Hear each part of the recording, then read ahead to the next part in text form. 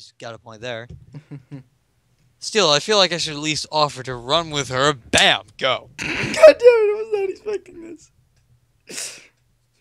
You know the funny part is? I've played through Emmy's Path and I got the good ending. Where did I put it? Where did I put it? Where did I put it? No! No! No! No! You're not doing that. You're Crap. not gonna do that. I forget what I'm supposed to do. That's the point. God You're not gonna look at the internet. Wait a minute. You're gonna make a choice. Wait a minute. It doesn't matter. Right? You don't know that? I do know that, I don't actually. even remember that. I remember it doesn't matter until I get to something about her mother. That's the way you want to play it, then fine. But just so you know, some of the paths have point systems that are kept consistent for the entire thing. You know how Act 1 was on a point system, and if you didn't have enough points with one person, then you wouldn't get with them? Well, some of the paths work that way. Yeah, but... If you don't have enough points, which is consistent with all your choices through the entire thing, then you'll get the bad ending. Just not like that. I hate you.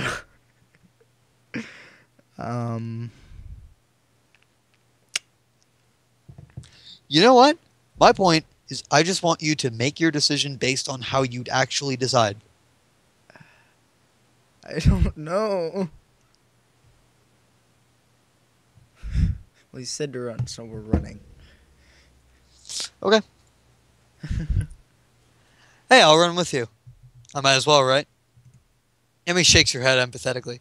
No, you won't, Hisao. Rest is critical for you, remember? I won't allow you to push yourself too hard. God damn this bitch. I think I did it, though. She's better at giving advice than taking it.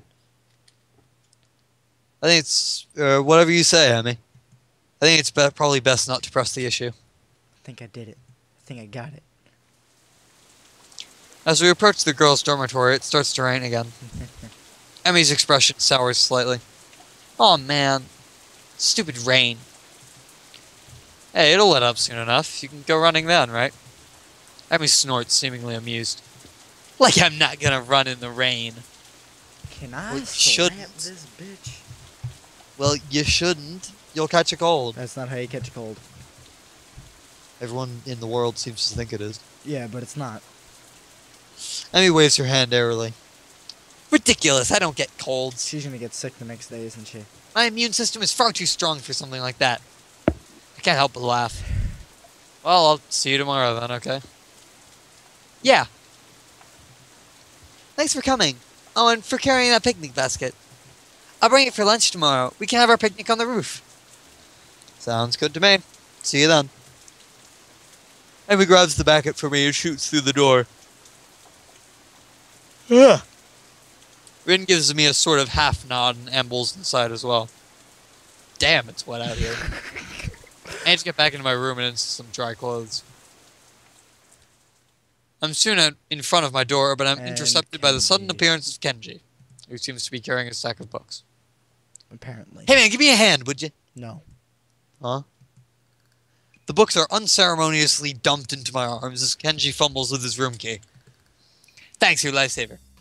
If you went around, I'd have to keep my door unlocked, and that's just begging for trouble. The perfect opportunity to set up an ambush. Maybe just plant a bomb if they didn't want to get their hands too dirty. Probably don't.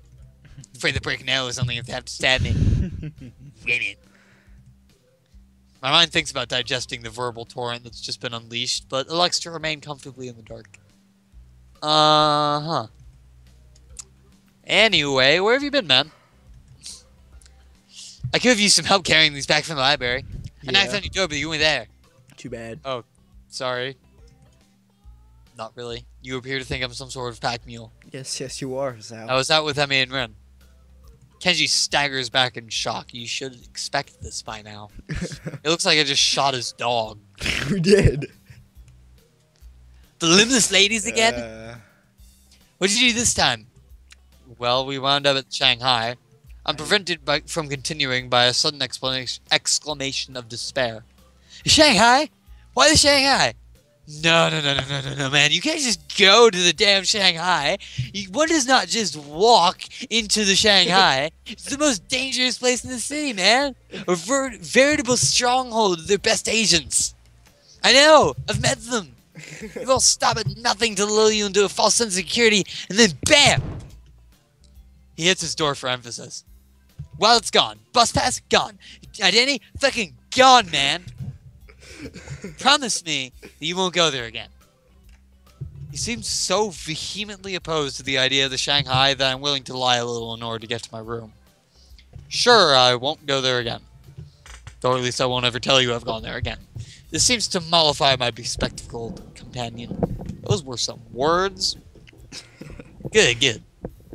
Sorry to come on so strong, but I know the danger there too well to let you just wander into the lion's den again. You got out of there alive once, but twice is pushing it. Push, push, push. Yeah, well, I need to get changed and do homework. So I'll see you later. Huh? Oh, sure, whatever. I suddenly remember that I'm still holding his books. You'd better take these. I get a glimpse of one of the titles, something about cryptography. Oh, weirdo. Kenji grasps his precious cargo from me and disappears through his doorway. I open my door and walk in, grateful to get out of my soaking wet clothes. The rain outside picks up, and I find myself hoping that Emmy's not out running in this weather. She seems so adamant about doing the run alone, I can't help but wonder if her leg's still bothering her. I try to remember whether or not I've seen her limping at all today, but I can't. Guess I was too caught up in enjoying the day, even if it did rain on us. And as I think back over the events of today, I keep finding myself focusing on my running partner. Her complete refusal to allow the rain to spoil her plans was incredibly cute. There's something else there, too. Sort of an unflappable attitude when it comes to enjoying the day as it comes. I really like that quality. Maybe I need to do a little of that myself. I have an idea. What's your idea? Gone and sat in the bleachers. Do some reconnaissance, if you know what I mean. Oh, this bell. It's an alarm. I don't fucking care. The sound of my alarm brings me out of a dream involving pirates and some other stuff I can't remember. Lol, pirates, Emmy. That's the point. I'm a little bleary-eyed, and it feels like it takes me longer than usual to get dressed and down to the track.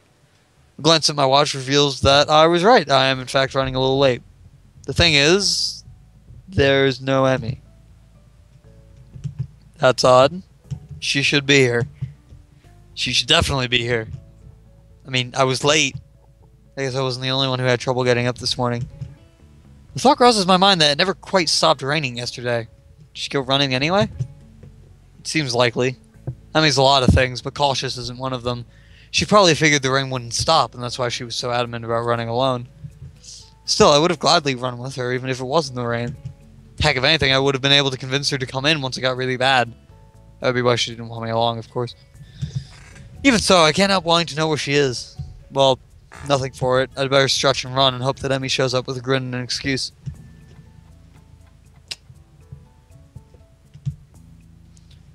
On my cool-down lap, I'm forced to admit that Emmy isn't showing up. Furthermore, I have no idea where she is. Anxiety gnaws at me while at the same time I wonder why I'm just so worried about her. Close enough. The run helped to take my mind off it for a little while, but now that I'm finished, I get back to worrying. It was weird not having her here. Downright unnerving.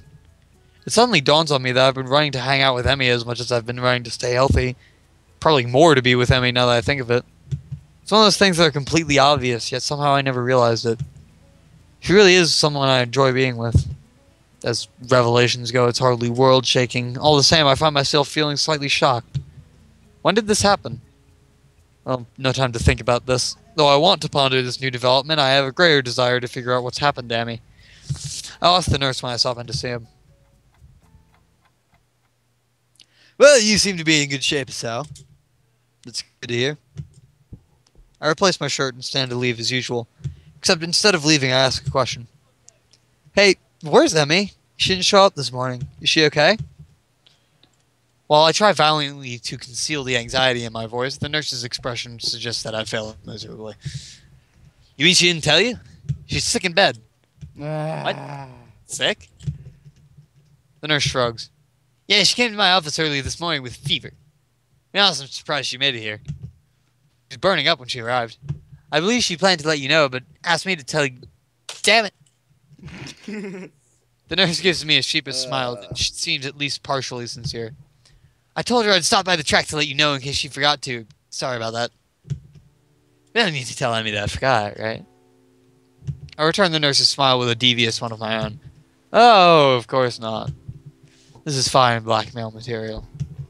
I'll save it for whenever I need a favor from you. The nurse laughs. Well, I guess I deserve that. Yes, you do.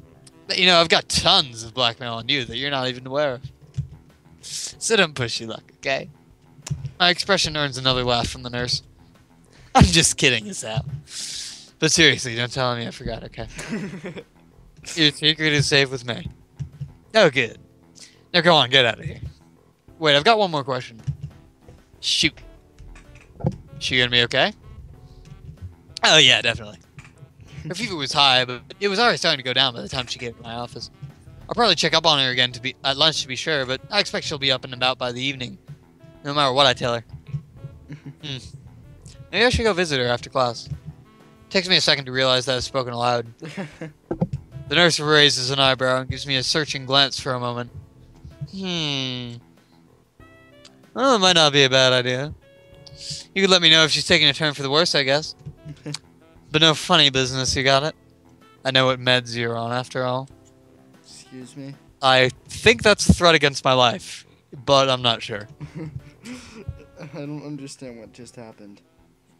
He just told you that if you try to have sex with Ren, he will change your meds and kill you. You mean Emmy? Yes. Yes, I mean Emmy. Wait.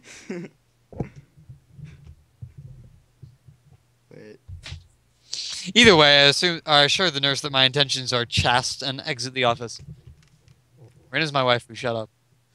What? Interesting that the nurse sees me as some sort of potential suitor to Emmy. Even more interesting is how pleased that makes me feel. I need a shower. Oh my god. The lunch bell rings, and I find myself disinclined to make my way up to the roof. After all, I'm betting Rin knows where Emmy's is, and if that's the case, then I doubt she'd bother going up there. Oh god. Okay, I think I'm good. More to the point, I doubt we'd have any sort of... What? No, shut up. What? Yes. Okay. Sorry, my computer's doing things. More to the point, I doubt we'd have any sort of scintillating conversation if she did. Chances are she'd prefer to be alone up there anyway, so I don't accidentally ruin her train of thought or something. Unfortunately, I don't really feel like heading to the cafeteria either. I'll go to the library instead. I need a new book to read anyway, having finished my other one yesterday before bed. Maybe I can find more by the same author. I love libraries. Library. They smell like dust and paper and ink. All these stories and facts and opinions crowded together in one place make the air come alive with potential. I'm not sure how to navigate Yamaku's library yet, having mostly stuck to books I brought with me, and so I searched for the librarian to ask for help. I pauses. I suppose she's not right. Can't believe it. Yuko, looking rather distracted, suddenly emerges from one of the aisles. Excuse me. Oh, can I help you? Actually, I was looking for a book. She's a lot less. So am I. nervous. What? Nah, she's lost it. Advanced cryptography. We just got in and now it's gone missing. I really want to read that one. Cryptography? Yeah, that is this guy I knew. Not sure how to describe it. Skip to the end. He got me interested in cryptography, only now the book's gone and I think it's been stolen. Sounds pretty terrible. Poker face. Poker face, poker face. Oh, I skipped. Especially since now I have to search for the whole library for it. Even though it's probably not even here. You seem busy. A little. She dashed herself down another aisle, and I resigned myself to finding my own damn book. Plenty of choices. Why doesn't he just tell her that Kenji has it? I don't know. I don't like Kenji. Please. Oh, come on. How did I get lost? These aren't even print in books. They're all in Braille. I guess that makes sense in a school like this, but honestly, it's a little annoying. I'm sorry, is someone there? Oh, hello. A lilting voice shifts out from behind one of the cubicles set up for research. As I approach, I see that Lily's been reading a book while I've been stomping about the aisles. That's you. Didn't expect to see another girl here. Didn't expect any girls to be left in the game besides Rin and Emmy and sort of Shizune and Misha. What just happened? Oh, you're the one bitching. Yes. I'm That's why I'm talking. well, because I'm looking at his line and I'm like, that's not what he says. Yeah. Oh no, I should be apologizing. I didn't mean to make so much noise. My, is that you, Hisao? I've not heard from you in quite some time. I thought you hated me. I was beginning to think you'd forgotten all about me. Sorry. Lily laughs in that refined manner of her and shakes her head. I'm only teasing you, Hisao. From what I hear, you've been busy. Morning runs with Emi Iburazaki and lunch on the rooftop, if I'm not mistaken. I don't know what you're talking about. Guess word gets around pretty quickly. That, and I can't coax poor Hanako onto the roof anymore. You three are always up there, claiming the spot for yourselves. She chides me gently, though it's pretty clear she's just teasing me again. Still, I feel an odd need to apologize. Sorry, we could eat lunch somewhere else if it's a real problem. Oh no, I wouldn't worry about it. Hanako and I have other things to do at lunch too. Such as read in the library, as you can see. Oh, Hanako's here too? I didn't see her. Lily smiles a bit enigmatically. Oh, she's around somewhere. But I'm surprised, Hisao. You're in here instead of up there. What brings you to the library? Well, Emmy's ill, so there's no lunch on the rooftop to keep me occupied. Lily raises an eyebrow at my statement before giving me another chuckle. My, poor Rin must feel left out. It's not like that. Ah, but I'm sure it isn't. Emmy tends to be the life of whatever group she's in. It's a shame to hear she's fallen ill. Will she be okay? Nope, she's more Somehow I get the feeling that Lily's just inquiring out of politeness, but I respond anyway. The nurse thinks so. I'm going to swing by and see how she's doing after school myself. Another raised eyebrow. My, what a noble gentleman you are, Hisao. What a noble gentleman indeed. It's nothing, really. Just checking up on my friend after all. Ah, so it's just friends, is it? How disappointing. I blush, glad that Lily can't see it. But somehow she knows I've been flustered by her comment anyway, and laughs. I'm sorry, Hisao. I'm teasing you again. Bitch. Please do tell Emmy that I hope she feels better, won't you? I glance at my watch. A glance at my watch reveals that I'm very nearly out of time to find my book. Of course. Hey, I've got to find a book before lunch is over, so I better get moving. See you later. That was probably not the best phrase to use. Lily, however, takes my gaff in stride. Until we meet again, Hisao. I never do find the book I was looking for, but I walk out with something else instead. My stomach growls slightly, letting me know that I should have had something for lunch. Oh well. Oh well. I'll grab something before I visit Emmy later. No, you won't. It seems as if time has decided to slow down for the express purpose of annoying the hell out of me. And insert Misha and Shizune. Class feels like it drags on for ages. I suspect that my being consumed with worry probably has something to do with it. Blessedly, the bell rings and I dash out of class, drawing a few raised eyebrows, I'm sure. I spent the majority of the day fretting as unobtrusively as I could. Even though the nurse thinks that Emmy is perfectly okay, I want to see it for myself. Are you okay? I must see the body. Doesn't take long to get to the girls' dormitory and make my way to Emmy's room. Standing outside her door, I suddenly pause. Well, she's resting. I'd hate to wake her up, especially if she's still feeling ill. Then again, if she sleeps all day, then I could throw off her sleeping schedule. But rest is important if you're ill, isn't it? I can't decide what to do, so I settle for standing outside the door looking like an idiot. Then I hear Emmy's voice from behind the door. Thanks for your concern, but I really am okay. Is she talking to me? I'll see you at practice tomorrow. Guess not. Wait. We found the secret lover. Still, clearly she's not asleep, so I can knock without worry. So, why this clenched feeling in my gut? I wasn't nervous about dropping by the other day, so why today? Because he's on the other side of the door. He's right Granted, there. I still haven't really had time to figure out the newfound interest in Emmy's well-being. I don't have a lot of experience in the matter, of course, but certainly this seems to go beyond feelings of mere friendship. But could I take that step? Could I even bring myself to risk what I have right now? I mean, it's enough to be friends with her, isn't it? Either way, shouldn't I just open the door and see how she's doing? That's why I came here, right? Well, she's not dressed yet. Well, she was talking to somebody. The image that flashes through my mind causes my heart to skip a beat, literally. I should probably not ever think those thoughts again. Not if I want to avoid a heart attack. I suddenly realized that I'm still standing in the hallway looking like an idiot. Emmy still seems to be in the middle of a conversation, but I knock anyway. Hopefully she won't mind the interruption. You worry too much. Come in, the door's unlocked. So it is. I open the door and step in, which is about where my thought process comes to a grinding halt.